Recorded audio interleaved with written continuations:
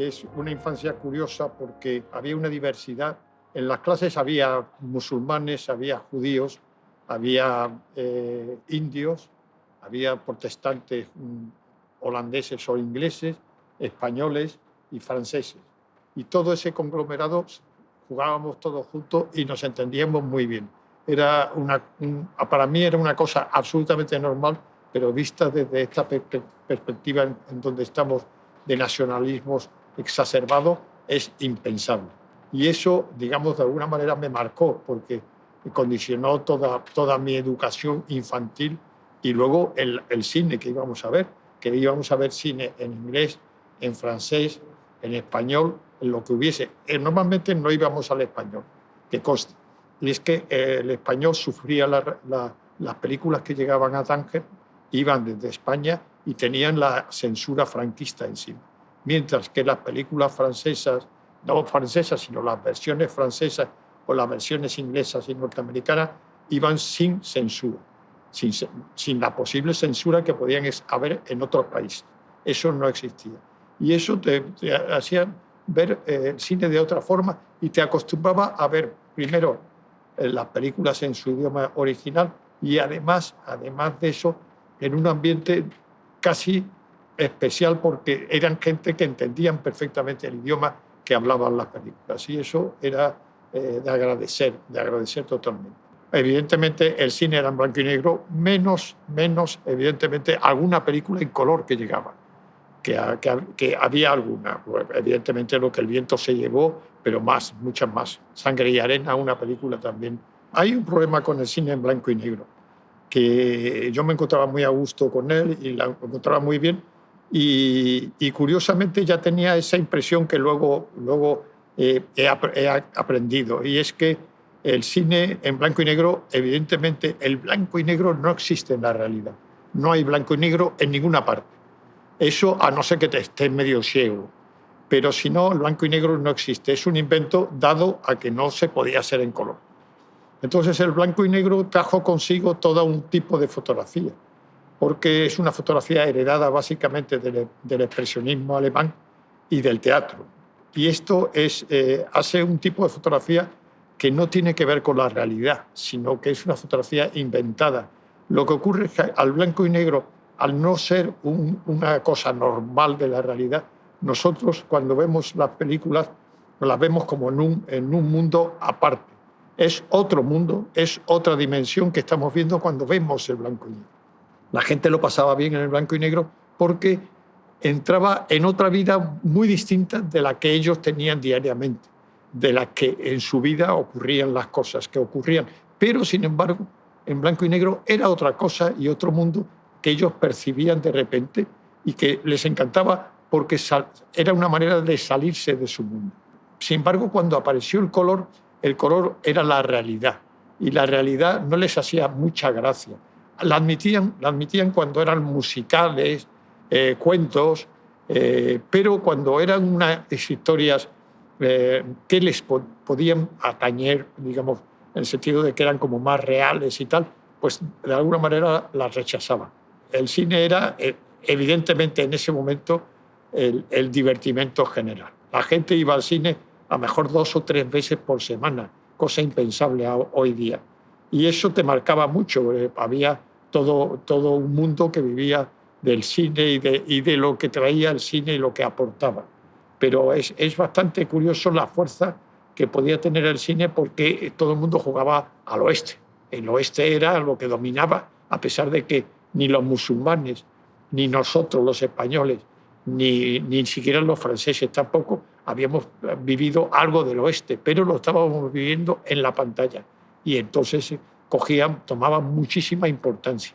Generalmente veíamos todas las películas del cine mudo de los cómicos, de los grandes cómicos del cine mudo que son maravillosos, que puede ser Harold Lloyd, Charlie Chaplin, Buster Keaton, La Pandilla. Había muchísimos, y todos eran excelentes, Se puede seguir viendo ahora mis nietos siguen viendo esas películas porque yo se las pongo o se las ponen mis hijos y lo pasan fetén, lo pasan muy bien, porque es un cine basado, evidentemente, como todo el cine mudo, en la imagen para contar, y solo en la imagen, no tenían otras cosas. Y es que la gente se dirigía a la pantalla y hablaba y tomaba partido por los malos o los buenos, pero generalmente, evidentemente, por los buenos. Y eso hacía que hubiese una especie de diálogo entre la imagen de la pantalla y los espectadores. Y gritos y cosas de este tipo. Y lo que pasa era que, evidentemente, proliferaban los insultos, las palabras gruesas. Y esto hacía que en los cines se tenía la orquesta para tapar a los espectadores, más que para seguir el ritmo de la película. Era para tapar el sonido de los espectadores, que era muy, muy, muy molesto. Pero mi padre vivió algo que él me contó, que me parece también interesante.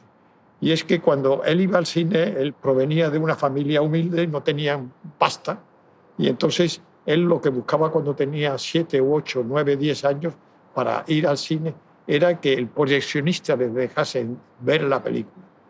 Y el proyeccionista les dejaba entrar y que viesen la película a través de los agujeros de pasar la proyección, pero a condición de que le diesen a la manivela, porque esas proyecciones no existía todavía el motor eléctrico que movía la película.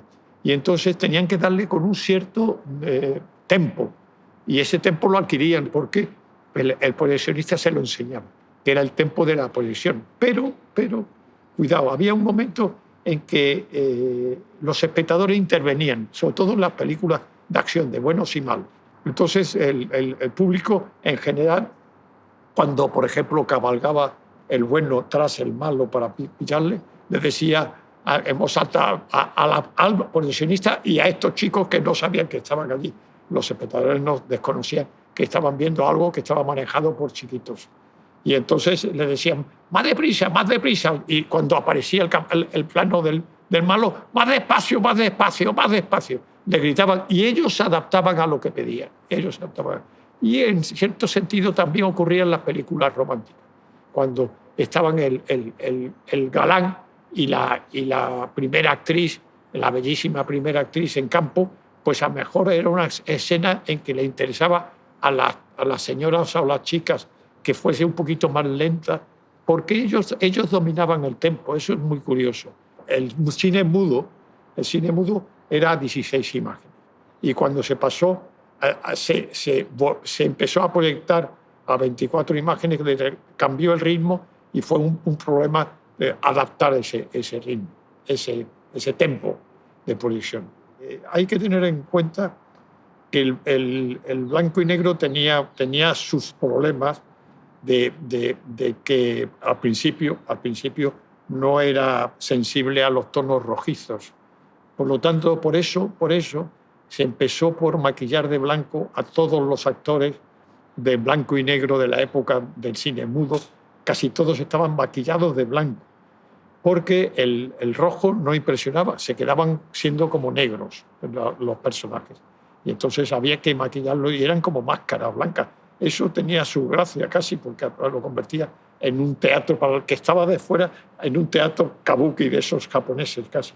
Pero era un incordio grande, hasta que no apareció la película pancromática, que sí recogía el color rojo y el color sobre todo de la piel,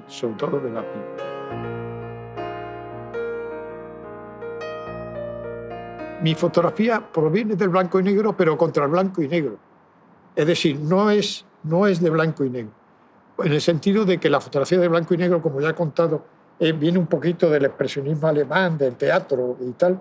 Y yo esa fotografía no me gustaba porque consideraba yo que una cosa que ocurría mucho en la fotografía era que según alguien de la fotografía de la época, del blanco y negro y tal, es que si alguien se desplazaba en el decorado, tú veías varias sombras en las paredes causadas por los mismos actores que se movían. Y a lo mejor había 2 o 3 sombras del mismo actor, cuando en principio no debería de haber nada más que una sombra, sobre todo si era de día la luz. Y además las sombras estaban definidas, porque la luz se utilizaba básicamente unos aparatos con lentes que eran como lupas, que se llamaban Fresnel, y eso recortaba mucho la luz. Y entonces la sombra en la pared era de un recorte que a veces era bonito para ciertas películas de serie B, era muy interesante, pero que en general me parecían falsísimas. Y eso, curiosamente, el mundo de Hollywood tardó en verlo, porque cuando apareció el color, que era la realidad, esa fotografía básicamente de blanco y negro, trasplantada por los grandes directores de fotografía de Hollywood, trasplantada al color, no funcionaba. Era espantoso, porque no era una fotografía real, pertenecía a otro mundo. Y es cuando empezaron los estudios de Hollywood a llamar a directores de fotografía de Europa, que también Néstor Almendro fue llamado para hacer fotografía, y era español, catalán y educado en Cuba, ¿no? Y el único director de fotografía español que tuvo un Oscar, pero fue también llamado por Estados Unidos, pero porque hacía una luz que no era la luz de blanco y negro. Esa era la razón principal. Cuando llegó Greg Toland al cine, que fue más o menos en el 36, 37, llegó con el cine en blanco y negro, pero ya sonoro. La irrupción de Greg Toland cambió todos los paradigmas de la fotografía, porque digamos, la introducción de su teoría de que tenía que haber foco y gran profundidad de campo influyó en la narrativa de la película. Los directores de fotografía hacían una fotografía adaptada del blanco y negro de foto, que estaba bien, pero que no influía apenas en el relato. En el momento en que Greg Toland se incorpora en el cine, llega en un momento estupendo. ¿Por qué? Porque de repente las grandes productoras de cine norteamericanas se necesitaron más directores de fotografía y más directores, porque la demanda de cine en el mundo entero era importantísima y no daban abasto. Y entonces decidieron que tenían que echar mano de más directores. Pero aquí había un problema. Un problema era que el ayudante de dirección, ellos habían comprobado que no servían para su incorporación a directores, menos algunos, muy poquitos. Y entonces, ¿por qué? Porque una razón muy simple. Porque no era problema de manejar a extras en el fondo y tal, sino que era problema de dirigir actores, de hacer que la posición, el dramatismo que querían mostrar en pantalla estuviera apoyado por digamos, la actuación de los actores. Y eso llevaba consigo que tenían poco de donde echar mano en Los Ángeles, porque los directores habían prohibido al siguiente eslabón que podía pasar a ser director, que eran los guionistas, prohibida absolutamente su presencia en los rodajes. Es decir, no habían estado nunca en los rodajes. Entonces dijeron, bueno, pues vamos a tratar de incorporar gente nueva. ¿De dónde les echamos mano? Pues gente que sabe tratar a actores, al teatro, a Broadway.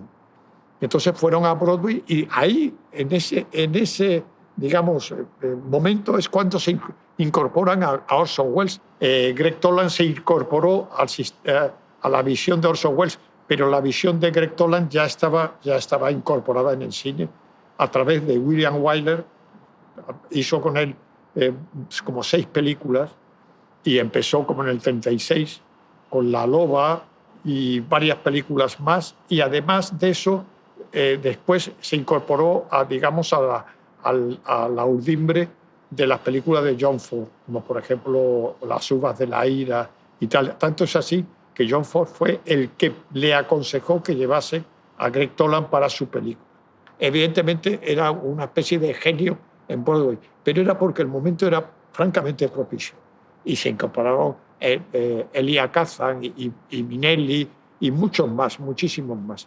Y entonces le dieron un gran poder al director de fotografía, y se convirtió, aunque no se reconoció nunca, ni siquiera por los historiadores, que ellos eran autores también de las películas de esa época. Evidentemente no del tipo John Ford, William Wyler, este tipo de directores que ya venían de hacer mucho cine, y los directores europeos, porque los directores europeos habían aprendido a manejar un poquito el movimiento de cámara, y algunos se habían hecho, digamos, perfectos especialistas, como Hitchcock, por ejemplo. Los nuevos directores se dieron cuenta de que el movimiento de la cámara, la colocación de la cámara, el encuadre de la cámara, la altura de la cámara, todo eso incidía en cómo estaba contada la película y tenía un sentido. En Norteamérica, de repente, hubo directores norteamericanos que se quisieron incorporar a los directores de Europa que aparecían por Estados Unidos y que eran creadores de toda la película, y no dividir con el director de fotografía. La serie B, que fue fundamental en el cine y sobre todo para el cine europeo, porque fue más fundamental para el cine europeo la serie B que las series mayores, digamos, las grandes películas norteamericanas, para la fotografía. Eso dio lugar a un caso curioso, que fue la película más taquillera durante años y años y años, que fue El Padrino, primera parte y segunda parte y tercera parte. Pero seguía prevaleciendo mucho la importancia del director de fotografía escogiendo el punto de vista y los movimientos de cámara y el encuadre. En El Padrino, Ford Coppola se había leído el libro de Truffaut y quiso intervenir en la planificación de la película. Y tuvo unas broncas terribles en El Padrino, primera parte, con Gordon Willis, el célebre director de fotografía, porque el célebre director de fotografía, Gordon Willis, manejaba muy bien la posición de cámara y cómo tenía que ser el encuadre y tal. Siempre prevalecía el punto de vista de Gordon Willis. Es decir, que El Padrino está planificada por Gordon Willis, no por el señor Ford Coppola. Las productoras norteamericanas decidieron que había que hacer una segunda parte. Y fueron a buscar a Ford Coppola. Y Ford Coppola les dijo que sí, pero que no quería contar con Gordon Willis. Y entonces, antes de hablar con Gordon Willis, le dijeron a Ford Coppola: pues mire, esto es muy simple.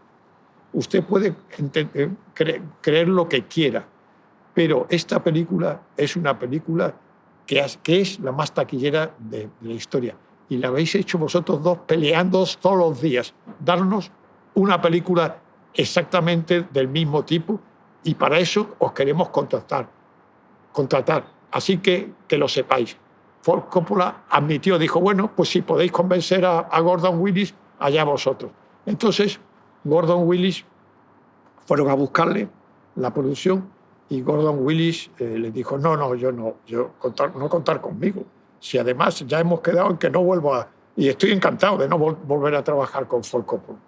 Y entonces les dijeron: sí, pero nosotros queremos. Le dieron las mismas razones. Vamos a intentar llegar a un acuerdo con usted, porque ya hemos llegado a un acuerdo con Ford Coppola. Va usted a obtener el 1% de los beneficios de la película. Entonces Gordon Willis se quedó absolutamente pálido, porque no podía rechazarla, porque eran millones. Es decir, que no era un 11.000, sino que lo que le estaban ofreciendo eran millones.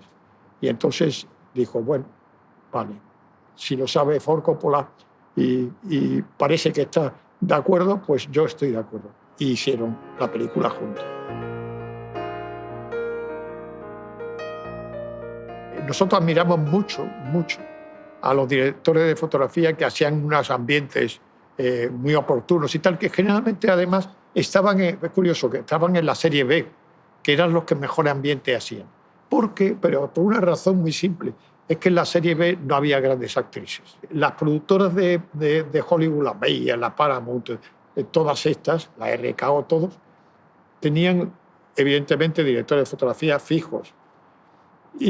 Pero las actrices también estaban fijas.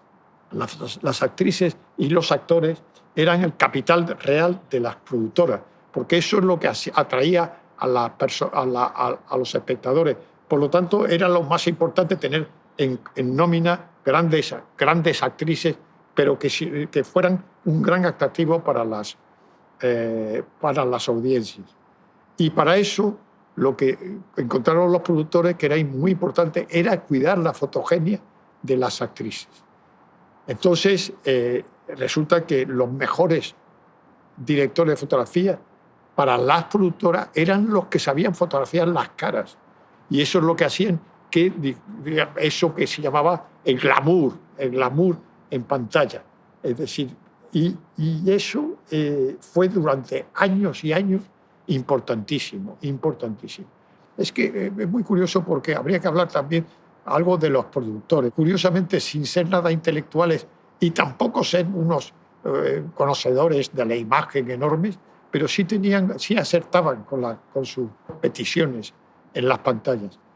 Acertaban como totalmente. Entonces, lo que ellos querían sería que las actrices y los actores estuviesen muy bien fotografiados y que además de eso se les viesen muy bien los ojos, que la mirada fuera muy potente, porque decían básicamente que el primer plano, la potencia en el primer plano estaba en la mirada y que en la mirada residía la fuerza del actor. Debo decir que, por ejemplo, yo he rodado con Brian De Palma, y Brian De Palma, gran director de una gran época de Hollywood, me llamó, sin que yo supiese por qué me llamaba, me llamó para hacer un par de películas con él. Ya era mayor porque ha sido recientemente. Y entonces, cuando yo estuve un poco con él y le conocí, ya fuimos bastante amigos, yo le pregunté, ¿por qué me ha llamado usted desde Hollywood para hacer esta película? Bueno, estas dos películas, digamos, pero se lo pregunté en la primera, esta película, ¿por qué me llamó? Y me dijo, pues es muy simple, es porque usted es de los pocos directores de fotografía que todavía está preocupado por cómo está fotografiado el primer rostro, el rostro de la actriz o del actor. Y eso a mí también me preocupa mucho, pero yo lo he observado en su fotografía. Y eso a los directores de fotografías actuales les importa 3 cominos. Los buenos directores de fotografía clásicos, para decirlo de alguna manera, tienen una cosa que parece que ahora se ha olvidado un poquito, y es que la luz básicamente puede ser aceptada como real o como justificada. Es decir, que si hay una ventana o una lámpara en algún sitio, la luz parezca provenir, no hace falta que provenga exactamente, sino que para el espectador le parezca que puede ser una luz real. Eso para mí es el clasicismo básicamente. Y luego no emplear luces que vengan de algún sitio en donde jamás ha habido una luz en un decorado.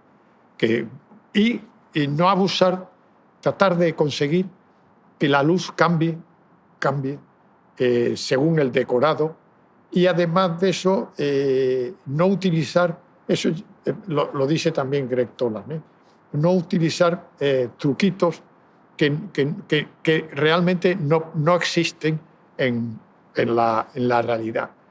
La luz puede marcar el horario en lo que se puede, digamos, estar desarrollando la escena que estamos viendo. Y si falseas, yo creo particularmente de que el espectador rehúsa o no acepta lo que está viendo porque lo encuentra falso. A mí me parece terrible que esto que pasa mucho en el cine actual y en todo el cine, en todo el momento, es que cuando uno entra en un decorado, la luz del decorado es siempre la misma. Siempre, sea lo que sea, la tarde, casi la noche. Bueno, puede cambiar que se encienden unas luces que están en campo para decir que eso es de noche. Pero en general la luz es la misma siempre en el mismo decorado. Y eso es una negación de que el tiempo pasa, el tiempo transcurre. Y cuando transcurre el tiempo, la luz se mueve. Ahora en los guiones, las secuencias pone luz día y ¡paf! Y la secuencia. Y luego después pone un poco más tarde y la secuencia. Y yo les pido, no, por favor, marcarme la hora. Luz día, las 10 de la mañana. Luz día, mediodía, las 12, o la 1, o las 2. Que para mí es importante, porque la luz es distinta. La luz es totalmente distinta. Y entonces eso condiciona la visión de la película luego. Todo es una suma. Es decir, el espectador no es tan consciente deliberadamente de lo que ocurre, pero sí lo capta al final. Lo va captando y en las grandes películas se va metiendo dentro y se olvida de eso y se mete en la historia. Eso es muy importante. Es que la óptica es importantísima porque hay que tener en cuenta, por ejemplo, el cine en los años 30 está dominado por unas ópticas porque no se podía pasar más allá de un cierto tipo de óptica. Primero, porque la óptica no respondía bien, no tenía calidad bastante. Y segundo, que como las cámaras de cine no eran reflex, no se veía lo que se estaba rodando hasta que no se veía en proyección, no se sabía si tenía o no tenía foco, no digamos de la aparición de otro factor que cambió todavía más, que fue el video assist, que significaba que tenías posibilidad de, a través de un captor de vídeo metido en la cámara, podías capturar en vídeo la imagen que estabas viendo exactamente. Y eso fue importantísimo, que el director puede estar viendo lo que está tomando. Porque hasta entonces había que esperar a que verlo en los copiones que se veían 3 días después normalmente, cuando llegaban. Entonces no se sabía muy bien si estaba bien el encuadre, si estaba bien el foco. Uno de los primeros que usó ese sistema fue Buñuel, por cierto. Bueno, es que cambió digamos, el paradigma de la cámara, en el sentido de que la cámara tomó una libertad impresionante. Hay una cosa que decía Orson Welles, que decía que la gran diferencia de lo que él había vivido, de vivir el cine norteamericano a vivir el cine europeo, era que los maquinistas, básicamente, y los operadores y los directores de fotografía eran muchísimo más mejores en el mundo norteamericano que en el mundo europeo. Evidentemente, en eso lleva una cierta razón, porque sus 2 primeras películas estaban estupendamente fotografiadas, o evidentemente una por Greg Toland como Citizen Kane, pero los movimientos de cámara eran como de una perfección increíble, y sin embargo en sus películas europeas se veía que la cosa no terminaba de funcionar. Y él se quejaba de que el equipo técnico norteamericano era superior que el equipo técnico europeo.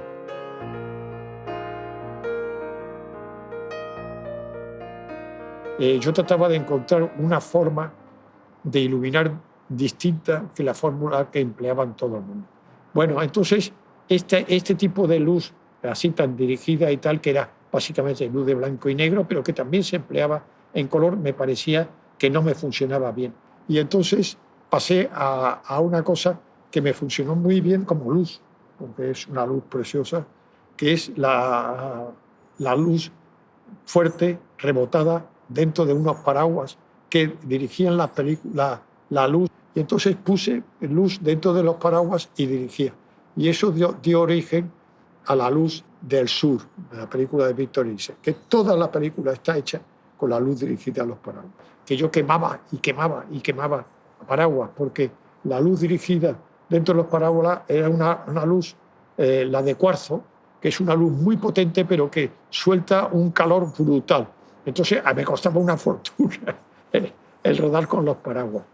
Entonces estuve buscando otra forma de iluminar, y en una película que rodé en Barcelona se me ocurrió la idea de que posiblemente los fluorescentes podían servir para iluminar. Nadie iluminaba con fluorescentes.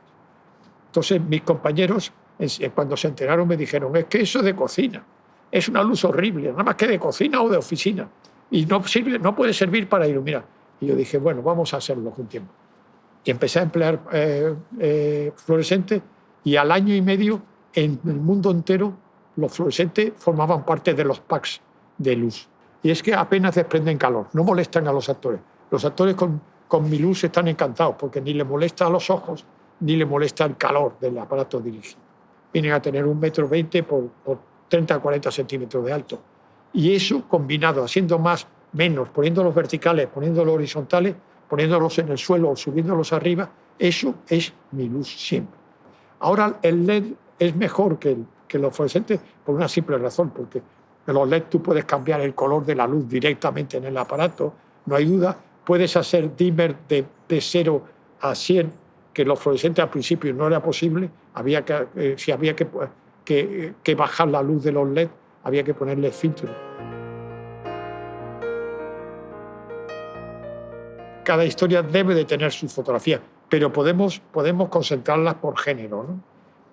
Claro, evidentemente hay el género terror, por ejemplo, el género western, el género de película de serie B, de película violenta.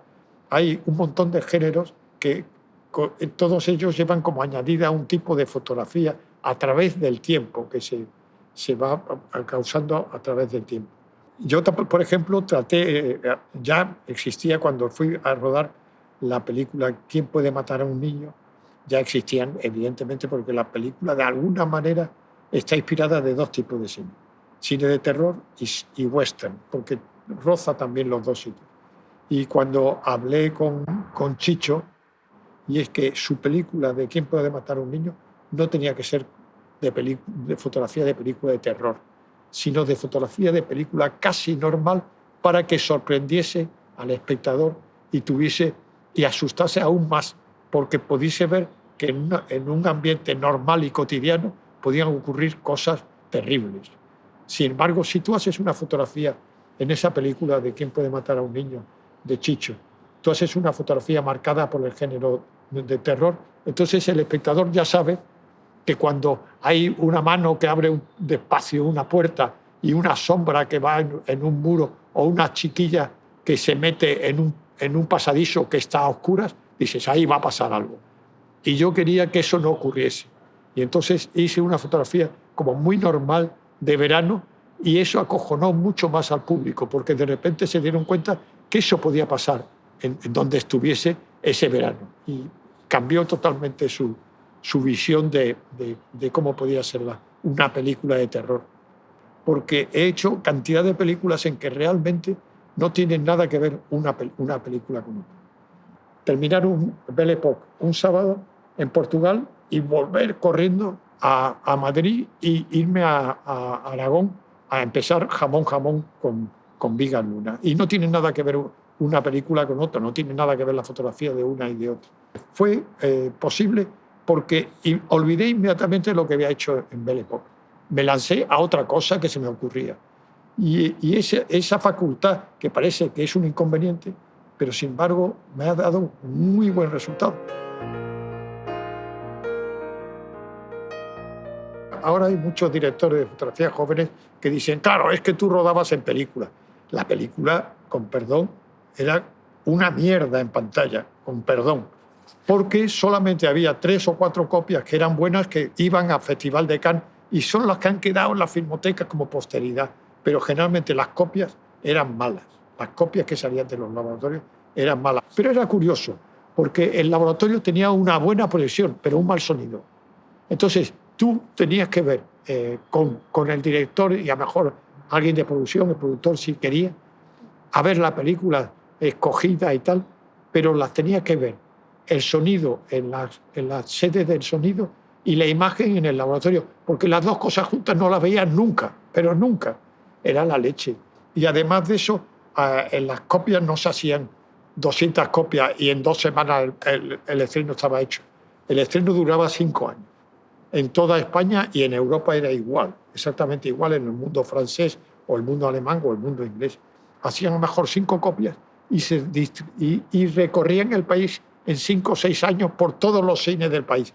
Y los cines del país destrozaban las películas. Es decir, que ese estreno a través de todo el país, que duraba 5 años porque se empezaba a estrenar en Málaga, pero a lo mejor en Zaragoza terminaba 3 años y medio después, y en Málaga terminaba 4 años más tarde, en la misma copia, pues la copia estaba destrozada. Y además de eso, los proyeccionistas recortaban, cuando era una película que era importante, recortaban planos de la película para venderlos fuera del cine a gente que compraba el plano de que se veía a Lana Turner con Stewart Granger. Bueno, pues ese plano lo vendía el tal, y la película seguía su camino con esos planos que ya no estaban.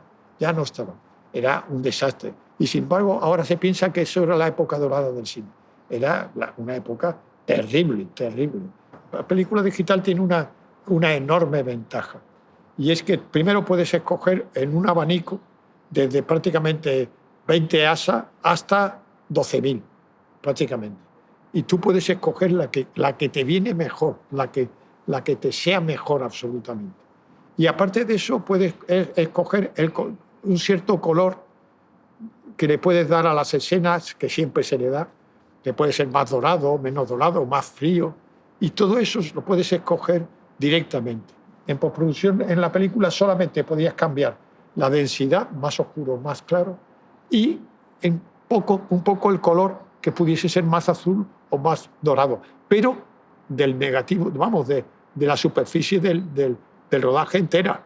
Es decir, que no un trocito. Ahora tú puedes hacer máscaras, puedes poner un lado de la pantalla en pospo más naranja, el otro lado más azul, puedes hacer cantidad brutal de variaciones. Tanto es así que prácticamente casi ahora gran parte de las películas la fotografía se hace en pospo, pero en pospo porque no se hace en rodaje. Yo, sin embargo, soy todo lo contrario. Yo hago todo en rodaje. Yo cuando la película la termino, he terminado Madres Paralelas con Pedro Almodóvar, lo terminé un jueves, la terminamos de rodar un jueves, y el viernes estaba montada la película y se podía proyectar en un cine perfectamente porque ya estaba etalonada. Antes que el cine ha existido la pintura. Y la pintura era, al fin y al cabo, contarte historias. Porque el cine lo que te cuenta son historias, es lo que te interesa, igual que la literatura también te impregna de eso. Pero la pintura estaba haciendo eso mucho antes. Es decir, que la pintura es, al fin y al cabo, un cine antes de que se inventase el cine. Introdujeron la luz, no los muy antiguos, pero sí, a partir de un cierto momento, se introdujo la luz y hasta, si me apuras un poco, el movimiento. Yo tengo que hacer aquí una salvedad. Eso apareció básicamente de la mano de Goya en el fusilamiento del 2 de mayo en Madrid, porque ese cuadro tiene luz de cine, porque tiene la luz para motivar por dónde está pintado y cómo está pintado el cuadro. Está motivado por la luz que hay ahí. Los condenados están en movimiento, se están moviendo, y eso es cine también. Hace unos años, en una proyección de Adiós a las armas, una película basada en un relato de Hemingway, descubrí de repente que había una pequeña secuencia de 4 minutos que estaba llena de entrecortado de planos muy cortos que rompía el ritmo de la película. Están todos los planos en que tú puedes dividir el Guernica. Picasso estaba desesperado porque no daba con la idea para el cuadro, que vio la película y la recogió y sacó todos los elementos que luego están en la película. Es muy curioso lo del Jardín de las Delicias, porque el Jardín de las Delicias, evidentemente todo el mundo lo sabe, es un tríptico. Y es un tríptico en que a la derecha está ocupado por el infierno, la izquierda por el paraíso, y en medio pues lo que te cuenta la historia del tríptico en ese momento, lo que está pasando. Entonces yo me puse a investigar porque me llamó la atención y dije, ¿y cómo se le ha ocurrido a este hombre esto? Porque me resulta extraño de que al fin y al cabo era una representación teatral. Es decir, estos grandes pintores del medioevo en los pueblos del norte de Europa llevaban a cabo también representaciones teatrales, pero representaciones teatrales que al principio fueron en los interiores de las iglesias porque no existía teatro, no había teatros, no existía nada, pero había representaciones de momentos que los eclesiásticos de la época escogían para que los feligreses se empapasen de la historia y tal. Que al final, en esos pueblos, los que terminaban dirigiendo el teatro eran los que pintaban los decorados y luego los dirigían. Es decir, que hay noticias de que el amigo El Bosco dirigió teatro. Y dirigieron teatro casi todos los pintores. Lo que ocurrió es que de alguna manera hay cosas de la técnica de pintar que se incorporaron al teatro y a lo que se llamó mucho tableau vivant. A la pintura le faltaba el movimiento y se adquirió cuando apareció el cine, por fin. Como decían los grandes productores norteamericanos, el objeto de las películas es que tienen que ser bigger than life, tienen que ser más grandes que la vida. Es necesario que los alumnos de la escuela de cine estén un tiempo en un rodaje como una especie de aprendiz, meritoriaje, o como se quiera llamar, para que vea cómo se rueda de verdad, cuál es la forma en que se rueda originalmente en las películas. Todo depende de las subvenciones de la película. Y las películas, si tienen subvenciones, las subvenciones pueden llevar aparejada la obligación de tener unos aprendices que vayan cada uno en su departamento, X o Z, maquillaje, decoración, sonido, cámara, cada uno que vaya, algunos que vayan en las películas, porque al fin y al cabo están recibiendo dinero del Estado. Pues eso debería llevar aparejada la incorporación de gente nueva que aprendiese el oficio in situ, de mano de profesionales. Nada, que vayan más al cine, no a sentarse, a apoltronarse delante de la televisión.